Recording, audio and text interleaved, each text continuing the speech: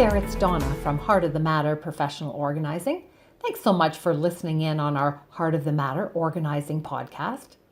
Today we're talking about learning to say no, and this is part 2 in our series on balance.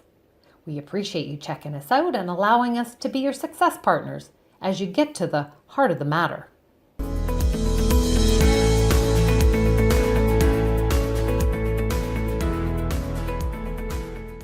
Welcome back. Donna Schmidt from Heart of the Matter is here. And last week we were talking about balance and trying to find that balance between the different elements in our lives, between work and health and family and spiritual things.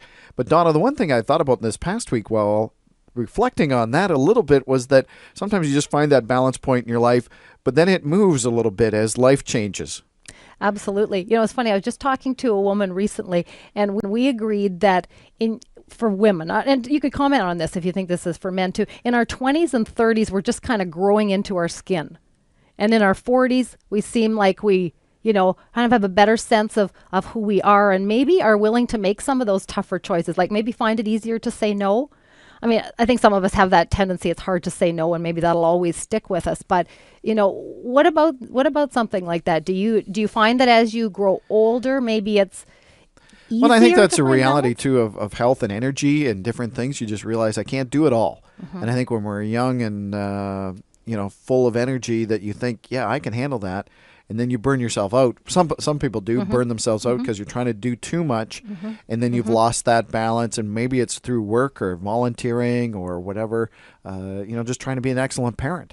That sometimes you forget to take care of yourself and lose that balance. Yeah. Well, and I think sometimes kind of what you're alluding to there. That's not alluding to there. Is that sometimes we have to be ready to admit that we're less than perfect. And when we're younger, I think we're still just trying to do and be it all. And maybe as we get a little bit older, we realize that, that's not really my strength, and I'm okay with just stepping away from that. That's another thing that can help us to find balance is that admitting that we're not perfect at everything.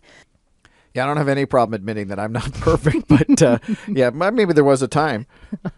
Well, I think, as we get a little older and wiser, but yet that doesn't mean that we've got our act together here. One of the things that I read as part of doing some of this research for balance, and I thought it was interesting, is to keep learning. Knowledge is weightless, a treasure you can always carry easily.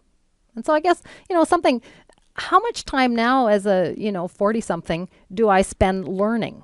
They talk about, you learn something new every day. And I guess with respect to preparing for these sort of segments, but a neat analogy, a treasure that you can always carry easily. So again, learning can be part of your balance. And then this one too, time and words must be used carefully, as neither can be retrieved.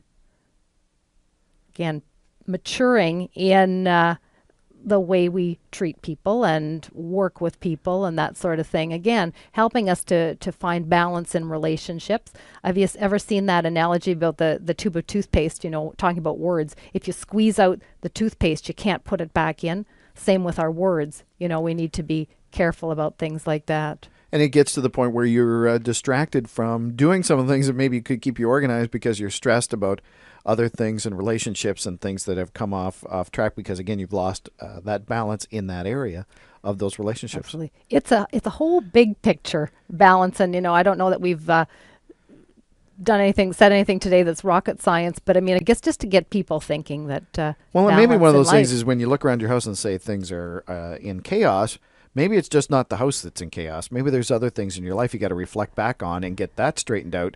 And Some of those other things will take care of themselves. It is. It's just a symptom of other things that are going on.